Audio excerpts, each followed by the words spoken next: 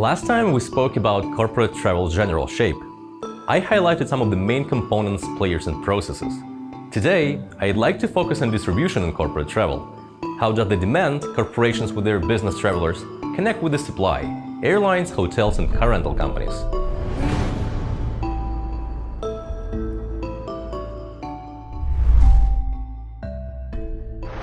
Hello, my name is Kirill Stati. I'm the Managing Director of Travel Tech at AltexSoft. Let's begin. There is a significant difference between leisure and corporate travel. But why? You might ask, isn't it really the same landscape? In a broad sense, suppliers for leisure and corporate travel are the same. And even the travelers are the same. Today, I'm traveling for fun and entertainment. Tomorrow, I'm doing it for business. We have airlines, hotels, car rentals, and activities on the supplier side. We also have global distribution systems, or GDSs, powerhouses that have always been sitting in the center of the travel distribution landscape. We also have aggregators and consolidators. We have travel tech providers. And we have travel agencies for leisure and travel management companies, or TMCs, for business travel. If these are the same, what's the difference? While leisure travelers seek inspiration, new experiences, and fair prices, a corporate traveler is driven by completely different principles. The trip needs to be precise, on time, risk-free, and disruption-resistant. The duty of care is on a completely different level. Besides that, employees can travel a lot, and this requires some level of comfort. Those first-class seats aren't just for decoration, right? Travel may easily become the second largest expense item for a company. So naturally, businesses seek better deals with their suppliers and GDSs to optimize spending, but also make travel for their employees comfortable and enjoyable. To handle budgets along with comfort and enjoyment, corporations create travel programs. What are they? A travel program is a set of policies or rules that dictate how the duty of care is achieved and how supplier relations are managed. From the last video, we learned that with these strict requirements, it's easier to outsource travel programs to a professional company, a TMC.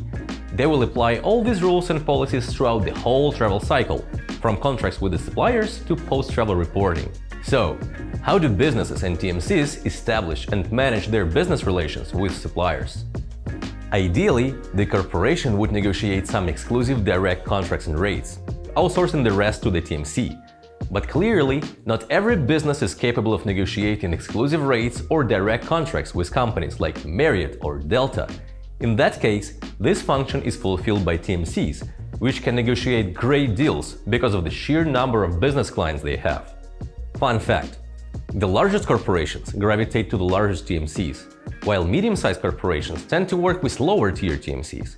In the first case, the share of discounted and exclusive rates or direct contracts between the suppliers and corporations is sizable, leaving TMCs predominantly with transactional and service fees, with a relatively small share of commissionable bookings. In the second case, commissions from suppliers make up a bigger share of TMC's income, about 70%. In terms of business impact, one of the largest programs that corporations and TMCs have to take care of is air travel. If the corporation has levers, such as the size of the business, it can negotiate substantial discounts with specific airlines, GDSs, or consolidators. Businesses prepare historical data on spending, destinations, preferable booking classes, etc. Then they approach different suppliers to get the offers. A multi-year contract is usually signed, providing myriads of discount conditions and terms to be met. Obviously, the more business you are ready to give to one supplier, the bigger discount you'll likely get in return. But on the other hand, you have to mitigate risk and avoid putting all your eggs in one basket. You have to consider whether your contracted airline is available at your GDS, their new distribution capability strategy, various limitations that would impact your air travel program, and a whole lot of other considerations. If your corporation works with a TMC, it takes care of all these nuances I just mentioned. Along with this, there are plenty of different third-party tech providers that bring value to the corporations in their air travel programs. For example, an Israeli company, Oversea, former Fairfly, monitors fares after reservations are done and looks for saving on rebooking if the cheaper fares become available. It often works even with non-refundable fares, considering cancellation penalties. Another example of an amazing third-party service is US-based Traverse.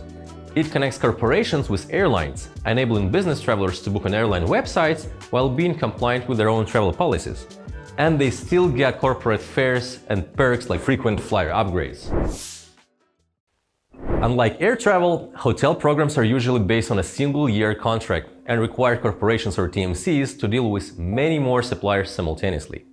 While creating corporate hotel programs, corporations have to understand their volumes, main destinations, proximity to certain facilities, type of hotels and rooms needed, meeting space preferences, flexibility options, and many more.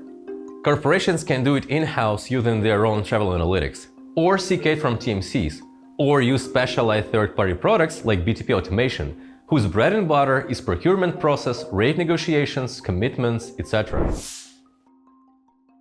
Similar to flights and hotels, car rentals offer sweeter deals for more business, from better rates to improved car classes, better insurance options, and free upgrades. So it's very common to partner with one or two rental companies, especially if they support your flight and hotel loyalty programs, and you can spend those points on ground transport as well. Besides, corporations or TMCs acting on their behalf will obviously consider coverage areas, cancellation options, and other conditions. This multitude of different options across airlines, hotels, and car rentals creates a remarkably diverse rates and fares picture. Let's try to untangle it. On the lowest level, we have different types of rates and fares from suppliers. For instance, suppliers may have discounted or promo rates negotiated directly with a corporation or TMC. Airlines may also use private fares, the deals that they don't publish on their websites, but can be sold directly or in a package with, say, a hotel room. If the corporation books directly with the supplier, it all ends here. But if they use TMC, there is another layer, as TMCs get commissions from the suppliers. But it doesn't stop at the rates and fares level. TMCs sometimes apply transaction fees, especially when they manage the booking with exclusive rates under a direct contract between the corporation and the supplier. This helps TMCs earn money, and there is no commission available for such transactions. Other than fees associated with bookings directly, TMCs may also apply regular management fees, charged on a monthly, quarterly, or yearly basis.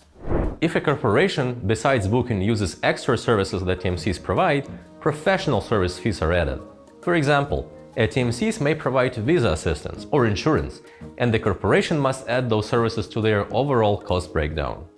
The share of management and professional service fees is about 30% of total TMC revenue. Alright, this should give some understanding of the parties and the way they arrange cooperation from the business perspective. What about the technological side of things? Understand that travel, despite all the evolution and development, is still very dependent on legacy processes and systems. The GDS's role is not limited solely to distribution. TMCs in corporations are in many cases very GDS-centric, as these systems are foundational for travel programs, compliance, duty of care, expense management, etc., etc. For example, GDS systems can be configured to enforce corporate travel policies automatically. The company employees must adhere to guidelines on preferred vendors, service classes, and other policies. And you can configure a GDS to search only for those flights and hotels that meet these criteria. Another aspect of this GDS centricity is that corporations, and even more so TMCs, use a PNR as a major container of passenger information. The PNR, or Passenger Name Record, is an artifact of GDS-based flight distribution. It's a digital document that contains passenger itinerary. And even if a TMC books, say, a hotel outside of GDS, it would still add this reservation to a PNR as a so-called passive segment. But why? Well, TMCs actually use GDSs as their databases. The information contained in a PNR is then used by back-office systems and expense management software. GDS infrastructure became integral for corporations and TMCs. To keep TMCs as their major partners, GDSs even tend to provide access for free. An online booking tool is another part of the distribution equation. Corporations use these systems to reserve travel products while following corporate travel policies. OBTs contain profiles of corporate travelers that dictate which carriers and hotel to book, which service classes, and even prefer seats. Stay tuned for the next video, where we'll discuss the internal infrastructure in more detail.